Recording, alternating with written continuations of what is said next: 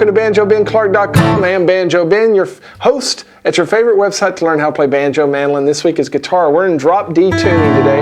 We're playing a fiddle tune in the key of D. We're playing Angeline the Baker.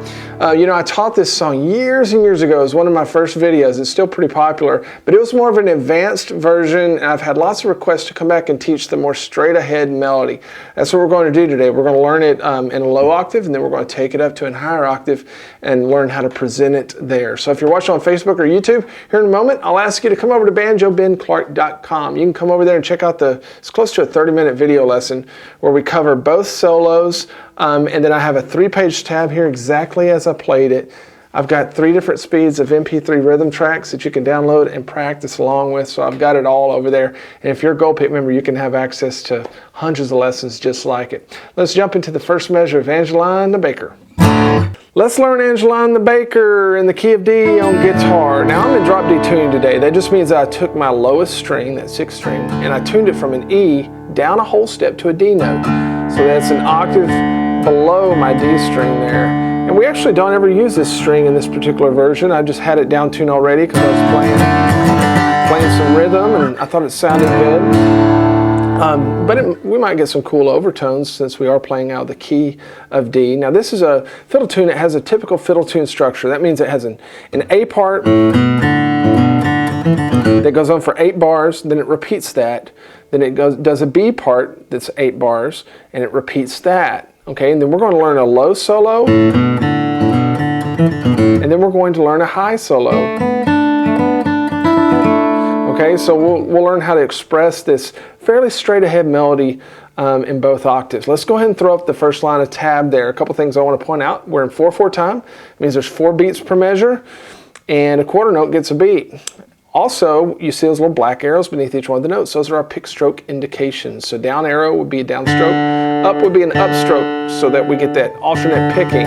Downstrokes on downbeats, upstrokes on upbeats. Now the first 2 measures here is just an intro before we get into the first A part. And I'm just going to use that to establish the tempo. If I'm playing with a group and I want to kick this song off, this might be something that I do. It sounds like this. Then we go into measure 3, which is the first A part. Okay, so there's any variety of things you can do to kick it off, but that's just a straight ahead one. And then we get into the first A part in measure 3. We're going to stay really straight ahead, like I mentioned, really close to the melody.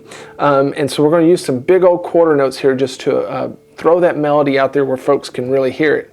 So the first 3 notes in measure 3, and then on that 3rd note, measure 3, that's a dotted quarter note. So that gets a beat and a half. So the counting for measure 3 sounds like this. 1, 2, 3, 4, and 1 and 2 and 3 and 4 and then that's really the only syncopated type stuff that we have for a little while. For a few more measures. This stuff's pretty straight ahead. I'm just going to play measures 1 through 5 for you slowly, and then of course we'll have another video where I play it much slower than this later on.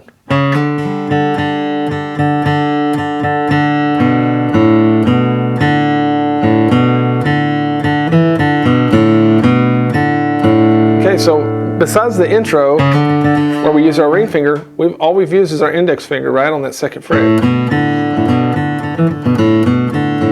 Now, as we get into measure 6, it goes to a G chord, and the melody is a B note.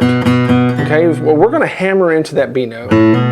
Okay, I'm going to use my index finger again. And then that melody note just hangs out through most of the measure. So I'm going to add some filler notes here. And what I'm going to do is just pick through my 4th and 3rd string, since those are notes in the G chord. It sounds really cool. It sounds like this. And then I'm going to come back.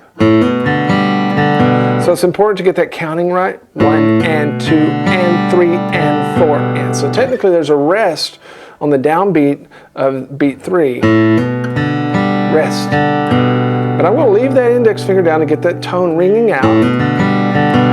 And then here in measure 7, we're going to walk up with some more quarter notes. And then what's interesting about these licks that are coming out, we have some hammer-ons. What's interesting is that we're hammering on into the start of the next measure. Okay, into that melody, into the start of the next measure. So it's somewhat some tricky pick strokes here, but I know you can get it. Measure 7 sounds like this. 1, 2, 3, 4. So I'm going to hammer to that 4th fret on the downbeat of measure 8. 1, 2, 3, 4, 4, 1. Right? 2, 3, 4, 1. And then I'm going to leave that ring finger down because I'm coming right back to it, measure 8, right? 1, 2, 3, 4, 1, 2, 3. And then we repeat it again going into measure 9. So in measure 10 we land on that half note, which is just 2 beats, and then we're going to go back into playing an A part, which is exactly the same as what we just learned. So let me play measures 6 through 10 for you slowly.